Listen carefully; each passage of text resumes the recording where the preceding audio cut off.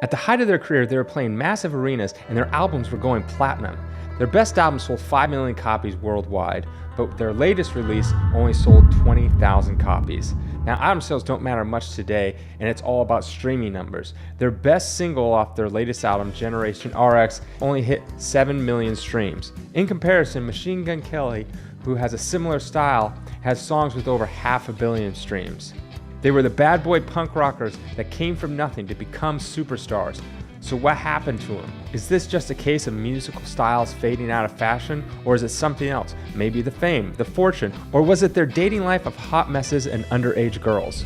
Good Charlotte was started by twin brothers, Benji and Joel Madden. After watching a Beastie Boys concert in 1995, they decided to form a band. Benji had been playing guitar since the age of 9, and Joel was working on his singing. After high school graduation, they decided not to go to college and focus on their band. They worked really hard trying to get shows and label interest. In 1999, their demo of the song Little Things started to get some local airplay and attract the attention of major labels. They were touring as support acts for bands such as Lit, Goldfinger, Sum 41, and Mest. By 2000, they had signed to Epic Records. Then finally, they got their dream to release an album through a major label and have their music reach far and wide, but it didn't turn out to how they hoped. They released their first full album to mixed reviews and low sales. In fact, after the poor performance of the album, the label considered dropping them. Imagine choosing not to go to college and not to do what society tells you to do and get a 9-to-5 job. But instead, you decide to give everything to your dream. And by some miracle, you're able to get on a major label and then release an album only to find out that it sells poorly. And then the label is considering dropping you and you have to start the process all over again. Well, thankfully, they had a very loyal fan base and the ability to tour with other big known bands at the time. So their label decided to give them one last shot. With this one last opportunity for another album by Epic, they decided to focus on what made them unique and not just another punk rock band of the time.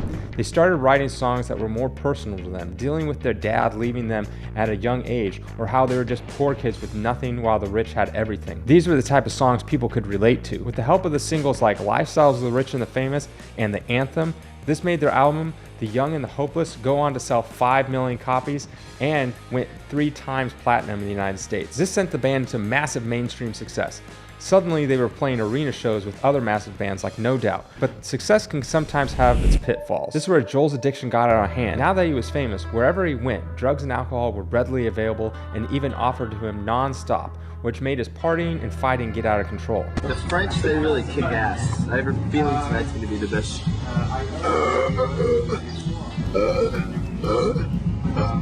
Best show of all time. I got really out of control of partying. Not only was I confused about how just to be myself, but I didn't know how to deal with the fame. Half the world loved us, half the world totally hated us. So I'd get so wasted at after parties and my dark, angry side would come out. Every time I got drunk or high, I tried to fight someone. If someone looked at me wrong or talked shit about the band, I'd hunt them down and find out what was up.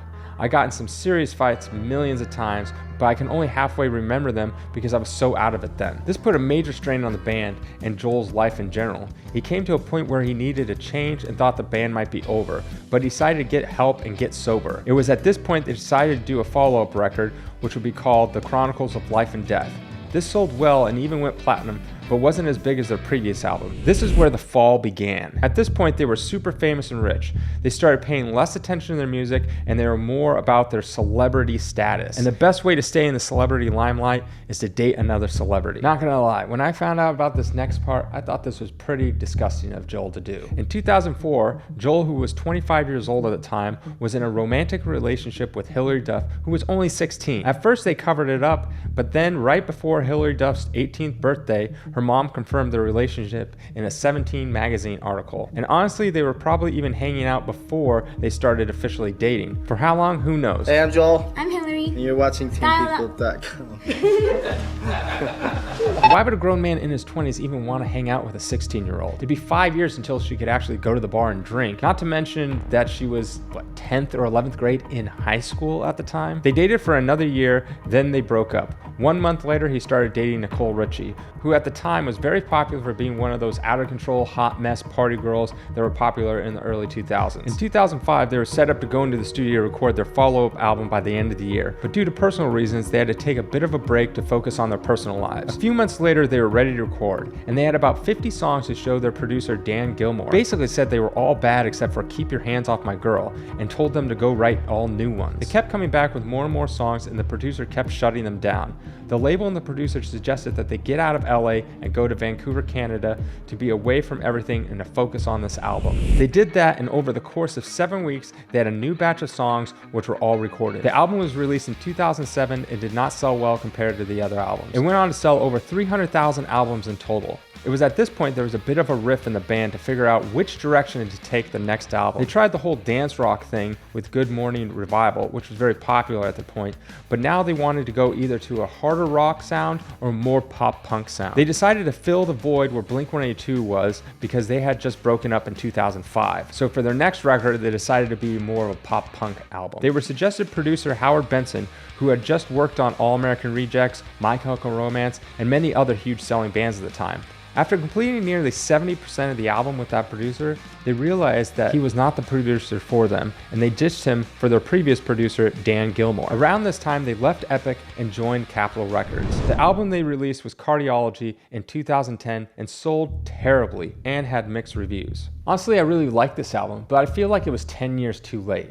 I think they were distracted with their personal lives instead of focusing on writing something new and unique. Joel became a dad and had a kid with Nicole Richie, which they even sold their baby's first photo in People magazine for $1 million.